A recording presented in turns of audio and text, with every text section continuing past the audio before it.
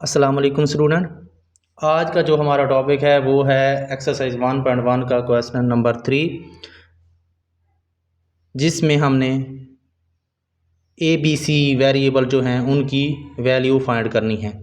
उसने पहले ही कह दिया है कि दो मैट्रिक्स हैं जो इक्वल मैट्रिक्स हैं, और इक्वल मैट्रिक्स की हमने एक दो कंडीशन देखी थी कि उनका ऑर्डर सेम होगा और क्रॉसमेंडिंग एलिमेंट भी दोनों के सेम होंगे। अब देखें, अब ये दोनों, एक ये मैट्रिक्स है, एक ये मैट्रिक्स है और एक ये मैट्रिक्स है, दोनों इक्वल हैं। क्योंकि इक्वल का साइन दरमियान में है तो इक्वल हैं, तो इनका ऑर्डर भी सेम होगा और क्रॉसमेंडिंग एलिमेंट भी बराबर होंगे। इक्वल ऑर्डर देखें, इसकी एक ये रो है, एक ये रो है, दो रो होगी। और इस मैट्रिक्स की देखें, एक ये रो है, एक ये रो है, दो मैट्रिक्स, इसकी भी दो रो हैं, इसकी भी दो रो हैं। कॉलम देखें, इसका ये एक ये कॉलम है, एक ये कॉलम है, और इसी तरह इसका एक ये कॉलम और एक ये कॉलम है, तो इसके भी दो कॉलम हो गए, इसके भी दो। ऑर्डर इसका 2/2 है और इसका भी 2/2 है, तो यानी कि इनका ऑर्डर भी सेम है और क्रॉसमेंडिंग एलिमेंट भी बराबर होने चाहिए। अगर इसमें कोई क्रॉसमेंडिंग एलिमेंट बराबर नहीं भी है तो हमने इक्वल मैट्रिक्स का कंडीशन के इक्वल हमने क्रॉसमेंडिंग एलिमेंट को भी बराबर रखनी है, तब तो हमारे पास वैल्यू आएंगी ना ABC की। अब देखें, अगर मैट्रिक्स का ऑर्डर बराबर है तो क्रॉसमेंडिंग एलिमेंट भी बराबर है, तो इसका मतलब A+C जो है, A+C जो है वो पहला एलिमेंट, पहले मैट्रिक्स का पहला एलिमेंट दूसरे मैट्रिक्स के पहले एलिमेंट 0 के बराबर होगा, और ये एलिमेंट पहले मैट्रिक्स का दूसरा एलिमेंट A+2B इक्वल टू क्या होगा, -7 के इक्वल होगा। ठीक है ना। C-1 किसके इक्वल होगा, 3 के इक्वल होगा। 4D-6 इक्वल टू 2D के होगा। ठीक हो गया।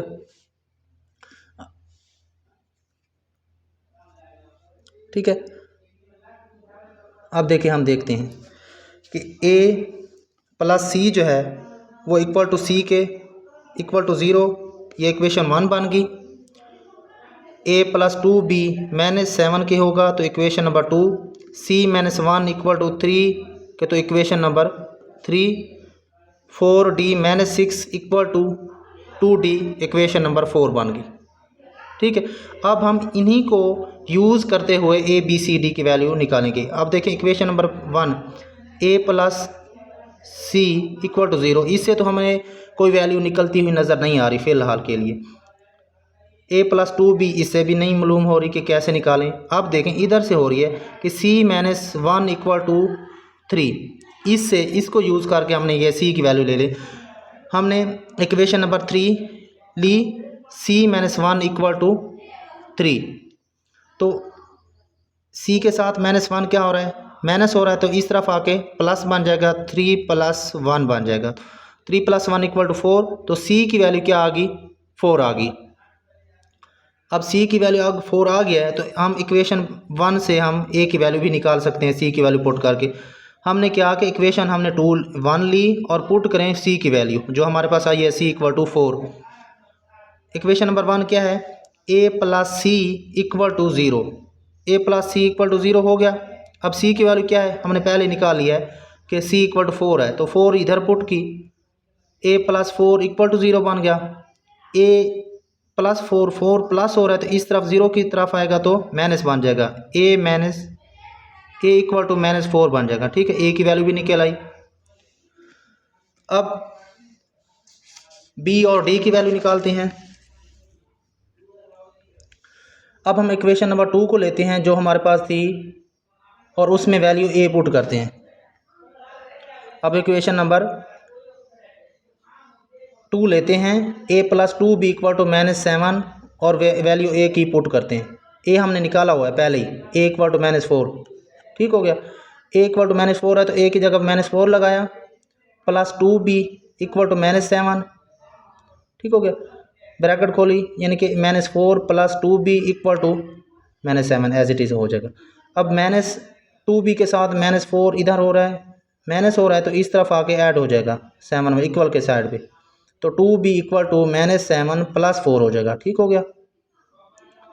अब देखिए, 2B -7 में से +4 जाएगा तो क्या बन जाएगा, -3, क्योंकि माइनस का या साइन हमेशा जो बड़ी वैल्यू होती है उसका लगता है। तो माइनस किसके साथ है, 7 के साथ या 4 के साथ?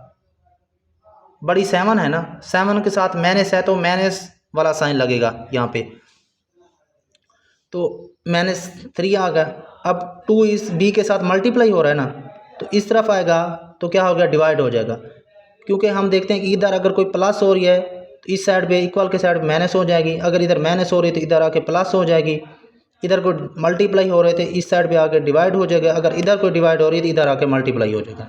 ये होता है इन्वर्स रूल होता है ना, कि 2b के साथ मल्टीप्लाई हो रहा था तो इधर आके इक्वल के इस साइड पे आके डिवाइड हो जाएगा। b इक्वल टू -3 के नीचे 2 आ जाएगा, डिवाइड हो जाएगा। तो b की वैल्यू क्या आ गई, -3/2। इसको ये भी लिख सकते हैं, डिवाइड कर दें अगर, -1.5 भी बन जाएगा। ठीक हो गया। अब इक्वेशन नंबर 4 लेते हैं हम d की वैल्यू फाइंड करने के लिए। 4d - 6 equal to 2d। इससे वैल्यू देखें, 4d - 6 equal to 2d। 4d ये जो 2d था इक्वल के इस साइड पे, राइट साइड पे, वो इस लेफ्ट साइड पे आएगा तो प्लस का था तो इधर माइनस का बन जाएगा, यानी कि 4d - 2d बन जाएगा। और -6 एज इट इज़ रहेगा इक्वल टू 0, क्योंकि इधर से 2d कंप्लीट इधर चला गया तो इधर क्या बचा, 0 बचा ना। और अब 4d - 2d, यहाँ पे -6 हो रहा है लेफ्ट साइड पे, तो राइट साइड पे आके क्या बन जाएगा, पॉजिटिव का बन जाएगा। राइट साइड पे आके पॉजिटिव बन जाएगा। अब 4d में से 2d निकला, यानी कि नफ़ी किया, तो हमारे पास क्या बन गया, 2d बना, और इधर 6 है। अब 2 जो है d के साथ मल्टीप्लाई हो रहा है तो इधर आके 6 की साइड पे, यानी कि राइट साइड पे आके डिवाइड हो जाएगा। 6/2 इक्वल टू 3 होता है, तो d इक्वल टू 3 आ गया। अब हमारे पास वैल्यू कंप्लीट ऐसे ही लिख दें कि सारों की वैल्यू ABCD जो वेरिएबल थे उनके वैल्यू निकल आई। a इक्वल टू -4 बन गया, b इक्वल टू -3/2, और -3/2 को हम 1 - 1.5 भी लिख सकते हैं, और c इक्वल टू 4 बना। और d कितना है, d हमारे पास 3 आ चुका है। अब देखें सारी वैल्यू हमारे पास ABCD की वैल्यू आ चुके हैं। ये लॉन्ग के तौर पर आता है, हर साल आता है, और इसे अच्छे तरीके से करें, और आगे इंशाल्लाह फिर आगे हम सॉल्व करेंगे बाकी क्वेश्चन। ठीक है, अल्लाह हाफिज़।